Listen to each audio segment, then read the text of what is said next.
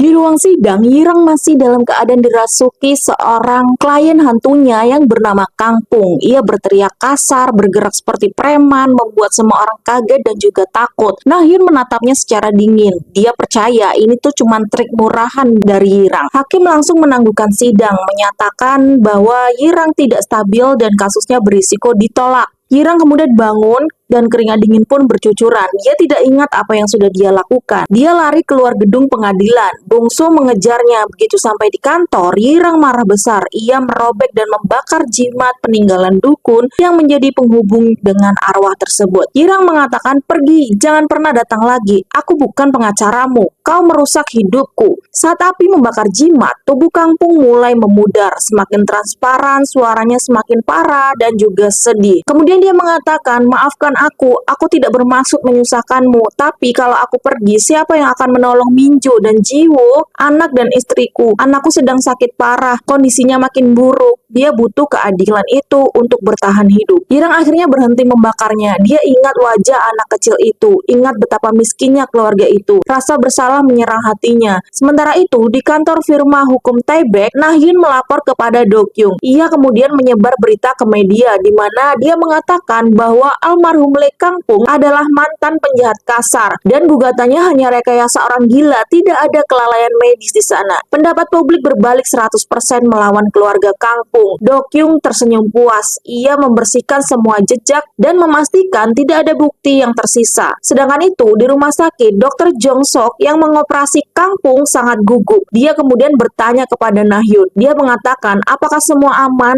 Data rekam medis sudah dihapus semua kan?" Nahyun hanya bisa diam. Ia mulai curiga ada yang disembunyikan oleh kliennya tersebut. Yirang diam-diam datang ke rumah keluarga Kangpung. Dia melihat Minjo sedang menangis sambil merawat Jiwo yang pingsan karena demam tinggi. Di meja ada sebuah surat perjanjian penyelesaian damai dengan hanya 50 juta won. Sangat jauh di bawah biaya pengobatan dan kehidupan mereka. Minjo hampir menandatanganinya karena dia tidak punya pilihan. Yirang kemudian meneteskan air mata, kemudian dia berbalik dan berbicara. Ia mengatakan bahwa aku akan membantu tapi dengan satu syarat. Ia kemudian berkata kepada arwah Kangpung. Ia mengatakan bahwa jangan pernah merasuki tubuhku lagi. Kita kerjasama seperti manusia biasa. Kangpung kemudian tersenyum lega. Ia kembali terlihat utuh. Ia kemudian mengatakan, "Terima kasih, aku akan ikut semua perintahmu." Yirang mulai menyusun strategi. Kangpung mulai mengingat kembali kejadian malam dia meninggal, di mana ada 3 orang di ruang operasi yang bernama Dr. Jong, perawat utama, dan juga perawat Oh Jin Sok. Dia satu-satunya yang melihat semuanya. Dia tahu dokter itu salah potong pembuluh darah, bukan serangan jantung seperti yang dituliskan dalam berkas perkara. Tapi masalahnya, Jin Sok sudah berhenti kerja dan dia menghilang tanpa jejak. Sepertinya dia dibungkam dengan uang dan diancam oleh rumah sakit. Yirang dan Bungsu berkeliling mencari alamatnya. Akhirnya mereka menemukannya di sebuah rumah sempit.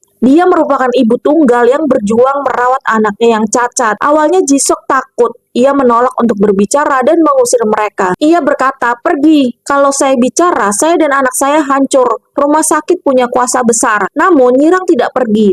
Ia mengatakan, "Saya tahu kamu takut, tapi coba lihat keluarga Kangpung. Istrinya hampir gila, anaknya sekarat, dan kamu satu-satunya orang yang bisa membalas kebenaran. Kalau kamu diam selamanya, apakah kamu bisa tidur nyenyak? Apakah kamu mau anakmu nanti tumbuh besar tahu bahwa ibunya diam-diam melihat ketidakadilan?" Jin Sok menangis, hatinya kemudian luluh. Dia akhirnya berbicara secara pelan-pelan. Ia mengatakan bahwa Dr. Jong mengubah semua laporan. Dr. Jong mengatakan bahwa Kangpung punya riwayat jantung, padahal sebenarnya dia sehat. Semua data asli ada di IMR ataupun rekam medis elektronik. Komputer utamanya ada di ruang operasi, tapi sayangnya itu sudah dibawa kabur dan dijual ke tempat barang bekas, lalu jatuh ke tangan preman bernama Jo Gi Chol. Dia orang kepercayaan Taebaek, firma hukum yang menangani kasus tersebut, dan kalau kamu mau bukti, ambil hard disk itu, katanya. Di sana ada semua rekaman jantung, tanda vital, percakapan kami malam itu, dan semuanya lengkap di sana. Yirang kemudian mencatat nama itu. Sekarang mereka tahu ini bukan sekedar kesalahan dokter, tapi konspirasi besar yang melibatkan firma hukum besar dan juga dunia kriminal. Sementara itu, Nahyun juga mulai menyelidiki sendiri. Dia mengecek ulang dokumen, menemukan ketidaksesuaian. Ia kemudian mendatangi Dr. Jong. Ia kemudian menekannya dengan mengatakan bahwa riwayat jantung pasien tidak ada di sini. Apa yang sebenarnya terjadi pada malam itu? Dokter itu pucat, tidak berani menjawab. Do Kyung kemudian datang tiba-tiba memotong pembicaraan. Ia menyuruh Nahyun pergi. Ia mengatakan bahwa urusanmu selesai, fokuslah ke kasus lain. Di situ Nahyun makin yakin bahwa bosnya menyembunyikan sebuah kejahatan besar. Irang akhirnya mendapatkan petunjuk di mana komputer tersebut dibawa ke sebuah tempat barang bekas gudang milik Jo Gi-chol. Di sana tersimpan hard disk bukti utama tersebut. Tapi masalahnya tempat itu dijaga sangat ketat dan dipenuhi preman, senjata tajam, dan juga sistem keamanan yang cukup canggih. Irang pergi bersama Bongso. Bongso terlihat agak ketakutan. Ia mengatakan bahwa gila, kita mau mati. Itu adalah seorang penjahat paling kejam di kota. Irang kemudian mengatakan kalau kita tidak mengambil hard disk tersebut, kita akan kalah dalam kasus ini dan keluarga itu hancur. Kita tidak punya pilihan. Kang Pung kemudian mengatakan bahwa dia tahu cara masuknya karena ternyata dia dulu adalah teman seperjuangan Jo Gi-chol. Dia tahu kebiasaan dan kelemahannya. Dia akan menuntun mereka masuk ke dalam. Kemudian mereka mengikuti Kang Pung. Mereka kemudian masuk menyusup dan mencari tempat penyimpanan hard disk tersebut. Mereka akhirnya menemukan sebuah kotak komputer tersebut yang mereka cari.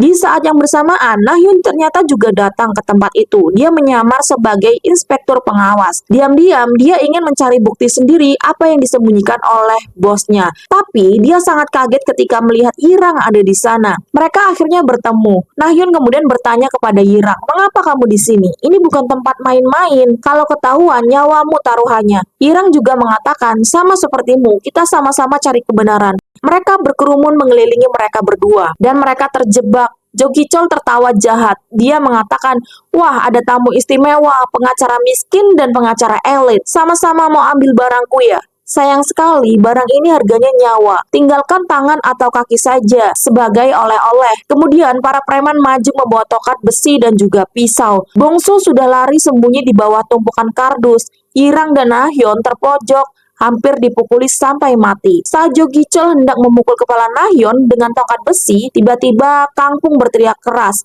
"Aku tidak akan membiarkan kalian celaka." Kang Pung kemudian masuk sepenuhnya ke tubuh Yirang, mengambil alih kendali. Dan terakhir kalinya, mata Yirang berubah tajam, auranya berubah total. Dia berdiri tegak berteriak lantang, "Aku adalah pengacara preman, Lee Kang Pung yang pernah kalian kenal. Dan hari ini, aku akan menghakimi kalian semua." Irang tiba-tiba bergerak sangat cepat, kuat, dan terlatih, seperti seolah-olah dia sudah biasa melakukan gerakan tersebut. Ia bahkan mengalahkan 10 lebih preman sendirian. Tendangan, pukulan, kuncian, semua gaya bertarung masa lalu Kang Pung terlihat di sana. Nahyun terpaku sangat kaget. Ia tidak percaya dengan apa yang dia lihat. Ia melihat sisi lain dari pria yang dianggap bodoh dan gila. Irang berhasil melumpuhkan Jo Gi-chol. Saat ingin memukul terakhir kalinya, dia berhenti. Kang Pung mengendalikan diri. Ia berkata, "Aku bukan penjahat lagi. Aku sudah berubah. Aku tidak membunuh. Aku cuma ingin keadilan." Seketika itu juga Kang Pung keluar dari tubuh Irang. Tubuhnya mulai memudar pelan-pelan. Irang kemudian jatuh terkapar lemas. Nahyun berlari mendekatinya sambil mengambil hard disk dari saku jasnya. Dia bisa saja menghancurkannya, membuangnya, dan menghilangkan semua jejak. Tapi dia ingat betapa Irang berjuang untuk mendapatkannya, betapa dia berani mati demi kebenaran. Nahyun kemudian memasukkan hard disk ke tasnya. Dia menatap Irang yang sedang pingsan. Ia mengatakan bahwa, "Aku tidak akan menghancurkannya. Sekali ini saja aku mau tahu kebenaran apa adanya." Keesokan harinya, hakim memerintahkan penangkapan dokter dan pembekuan aset rumah sakit. Di luar gedung, media berbondong-bondong melaporkan kejadian tersebut. Nama baik Kang Pung akhirnya pulih sepenuhnya. Minjo menangis bahagia, Jiwo tersenyum lemah tapi juga lega. Irang berdiri sendirian, Kang Pung muncul di depannya.